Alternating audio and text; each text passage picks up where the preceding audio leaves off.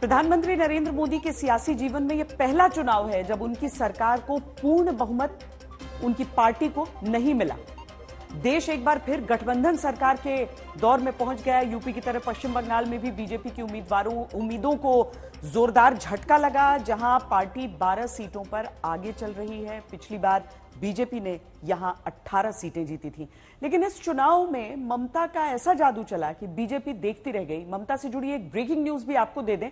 अभिषेक बनर्जी कल इंडिया गठबंधन की बैठक में शामिल होने के लिए दोपहर 1 बजे कोलकाता से निकलेंगे, यानी ममता बनर्जी खुद नहीं पहुंचेंगी और उन्होंने इंडिया गठबंधन की बैठक में अपने भतीजे को भेजने का फैसला किया।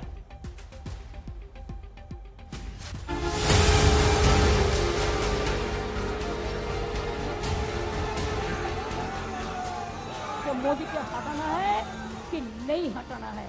अगर हटाना है तो छोड़िए और कोई पार्टी, एक ही पार्टी है तृणमूल कांग्रेस, जो बंगाल से लड़ेगा, रॉयल बंगाल टाइगर का माफिक लड़ेगा, लेकिन झुकेगा नहीं।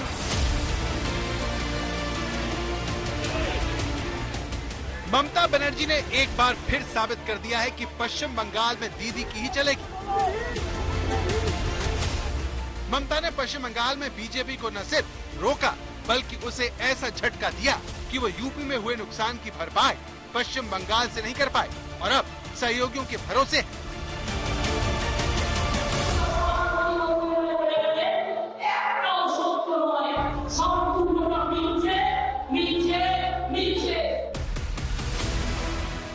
जीत के बाद ममता बनर्जी अपने भतीजे अभिषेक बनर्जी के साथ प्रेस कॉन्फ्रेंस करने आए। ये वही जोड़ी है जिसने पश्चिम बंगाल में बीजेपी के मंसूबे पूरे नहीं होने दिए। मोदी जी का इतना अहंकार, इतना अमित शाह का अहंकार, इतना बीजेपी का अहंकार, इतना चीफ मिनिस्टर को लेके हर जगह में जैसे वो डाटा सबको थ्रेट किया, इतना जब्ती करने का बाद भी इंडिया जीता है और मोदी हारा है। अब देखिए, जो अयोध्या लेके ऐसा कांड किया है, अयोध्या में हारा है। इस बार के लोकसभा चुनाव में बीजेपी को भरोसा था कि वो संदेश खाली नागरिकता संशोधन, शिक्षक भर्ती घोटाला, मुस्लिम आरक्षण पर हाईकोर्ट के फैसले और राशन घोटाले को जोर शोर से उठाकर अपने पिछले प्रदर्शन से आगे जाकर सबको हैरान कर देगी। लेकिन नतीजे बताते हैं कि ममता के आगे बीजेपी की नहीं चली और ममता और अभिषेक बनर्जी की जोड़ी ने अपना दम साबित कर दिया। जीत के बाद ममता बनर्जी अब सीधे पीएम मोदी पर हमला करती हैं। बीजेपी की हार की वजह अहंकार को बताते हुए नसीहत देती हैं। मोदी जी का सीट में क्या है? पोस्टल बैलेट में भी हारा था।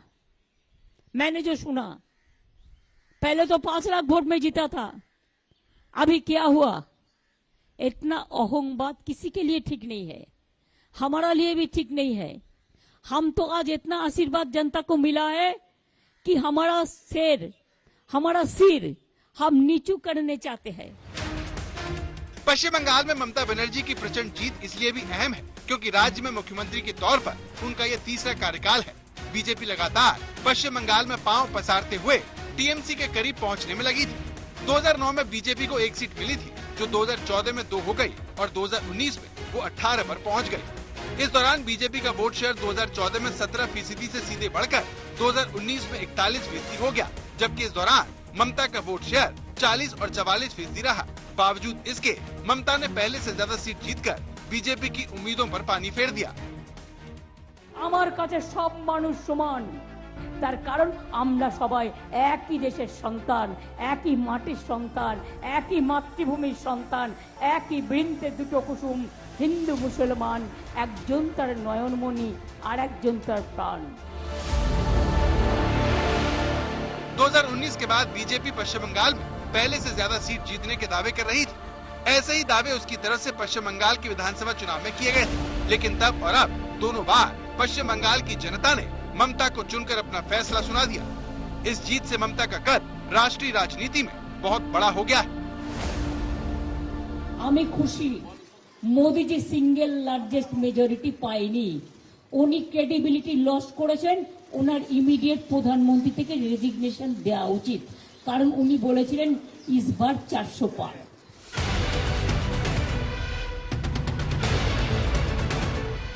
ममता बनर्जी के बारे में कहा जाता है कि वो विद्रोह की लकीर को खींचने के बाद सियासी शक्ल को मोड़कर सत्ता में पहुंची है। उनका ग्रामीण इलाकों में नेटवर्क जबरदस्त है। वो अपने कार्यकर्ताओं की खबर लेती रहती है, इसीलिए उन्हें जमीनी सच्चाई की खबर रहती है। पश्चिम बंगाल जीतकर ममता ने अपने बारे में कही गई इस बात को 100% सच साबित कर दिया है। आज तक ब्यूरो। ममता बनर्जी ने इस चुनाव में साबित कर दिया कि पश्चिम बंगाल की जनता का भरोसा उन पर बरकरार है। उनके इस मिशन में उनके भतीजे ने अहम भूमिका निभाई, जो डायमंड हार्बर से रिकॉर्ड मतों से जीते। ও আজকে নয়, ওর যখন 2.5 বছর বয়স তখন থেকে ও পার্টি করে। তখন থেকে কেন জানেন? সিপিএম আমার মাথায় মেরে চুরমার করে দিয়েছিল। তখন থেকে পার্টি করে স্লোগান দিত যে দিদিকে মারলে কেন, সিপিএম জবাব দাও। अभिषेक बनर्जी वैसे तो तृणमूल कांग्रेस के राष्ट्रीय महासचिव हैं, लेकिन पश्चिम बंगाल में ये बात सबको पता है कि वही ममता बनर्जी के अघोषित राजनीतिक उत्तराधिकारी हैं और ये बात ममता बनर्जी खुद अपने बर्ताव से दिखाती है।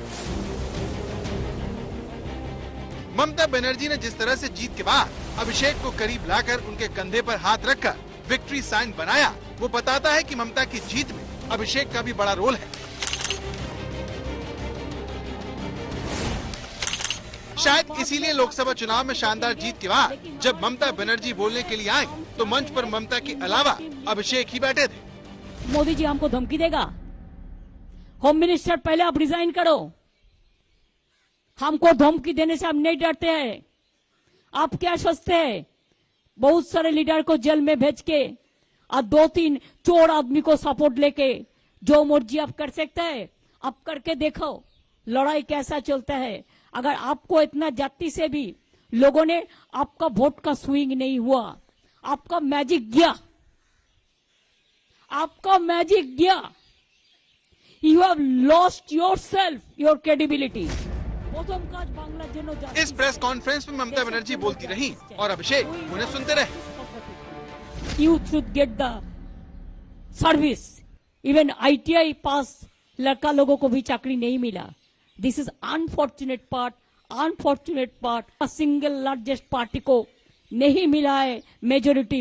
आपने जो देश के लिए खतरनाक काम किया है, you must resign fast and give opportunity to others. Mamata ने जैसे ही अपना भाषण पूरा किया तो अभिषेक ने उन्हें अपना फोन दिखाया, जिसके बाद उन्होंने अपने कार्यकर्ताओं का धन्यवाद दिया और प्रशांत किशोर को जवाब दिया, जो इस बार पश्चिम बंगाल में बीजेपी की जीत का दावा कर रहे थे। जो सच होता है वो सच आता है। मोदी जी बहुत सारे पार्टी को तोड़ा है, अभी जनता ने उसको तोड़ दिया, उसको मोरल तोड़ दिया है। इसी के लिए मैं तो चाहूंगी किसी का ऊपर डिपेंडेंट नहीं होके आपको पहले रिजिग्नेशन करना चाहिए। A joy, A victory India का है, ए विक्ट्री हमारा देश का है, ए विक्ट्री हमारा माँ बहन का है, ए विक्ट्री हमारा किसान का है। इंडिया को जो सीट मिला है, इतना जब्ती करने का बाद भी अगर मोदी पावर में नहीं रहता तो मोदी का इसको आधा सीट भी नहीं मिलता। अभिषेक बनर्जी का सियासी सफर युवा नामक एक संगठन के जरिए शुरू हुआ था।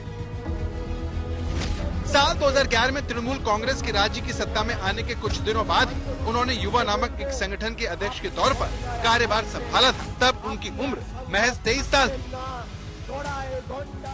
साल 2014 में महज 26 साल की उम्र में पहली बार डायमंड हार्बर सीट से जीतकर अभिषेक बनर्जी 16वीं लोकसभा में पहुंचने वाले सबसे कम उम्र के सांसद थे। अभिषेक बीते 10 साल से सांसद हैं, लेकिन पहले कार्यकाल के मुकाबले दूसरे कार्यकाल के दौरान उनको राज्य की राजनीति से जुड़े विभिन्न मुद्दों पर काफी मुखर और सक्रिय देखा गया। साल 2019 के लोकसभा चुनाव में भाजपा को अप्रत्याशित तौर पर 18 सीटों पर कामयाबी मिलने के बाद अभिषेक ने ही चुनावी रणनीतिकार पीके यानी प्रशांत किशोर और उनकी संस्था आईपैक को यहाँ तृणमूल के लिए काम करने के लिए बुलाया। तब सियासी हलकों में चर्चा आम थी कि पीके के साथ हुआ समझौता करने का फैसला खुद ममता बनर्जी को पसंद नहीं था, लेकिन महज 2 साल बाद 2021 में विधानसभा चुनाव में तृणमूल कांग्रेस की ऐतिहासिक कामयाबी से ये साबित हो गया कि वो फैसला एकदम सही था। प्रथम दफा, द्वितीय दफा, तृतीय दफा, चतुर्थ दफा, पंचम दफा, षष्ठम दफाয় ভোট হয়ে গেছে। এদের মাথা ঘাড় মেরুদণ্ড মাজা কোমর ভেঙে দিয়েছে আর এদের কফিনের শেষ পেরেকটা আগামী 1 তারিখ ডায়মন্ড হারবারের মাটিতে পুঁতবো কথা দিয়ে গেল।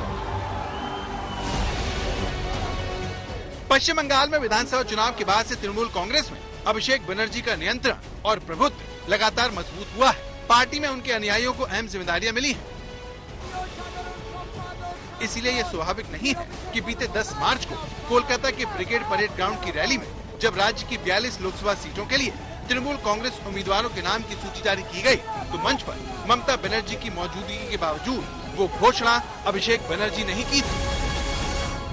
দক্ষিণ 24 পরগনাকে সেলুট জানাই, তার কারণ আপনারা এদের ফাঁদে পা দেননি, 14তেও দেননি, 16তেও দেননি, 19এও দেননি, 21এও দেননি। আমি সেলুট জানাই, বাংলাকে পথ দেখিয়েছে দক্ষিণ 24 পরগনা। अभिषेक बनर्जी के सियासी कद और ताकत का अंदाजा इसी बात से लगाया जा सकता है कि पश्चिम बंगाल में भारतीय जनता पार्टी ने सबसे आखिर में जाकर डायमंड हार्बर पर अपने उम्मीदवार का ऐलान किया। इस बार अभिषेक बनर्जी ने डायमंड हार्बर सीट 7,10,000 से ज्यादा वोटों से जीती है। पिछली बार अभिषेक बनर्जी ने बीजेपी के उम्मीदवार नीलंजन रॉय को 3,20,000 से अधिक मतों से हराया था। इस तरह अभिषेक ने अपनी जीत के मार्जिन को डबल किया है। बड़ी बात यह है कि ममता बनर्जी के बाद तृणमूल कांग्रेस की तरफ से अभिषेक बनर्जी ने ही सबसे ज्यादा 71 सभाएं की। इस तरह पश्चिम बंगाल में तृणमूल की जीत ने बीजेपी की जीत के सपने को चकनाचूर कर दिया है, जिसका श्रेय ममता और अभिषेक की जोड़ी को दिया जा रहा है। आज तक ब्यूरो।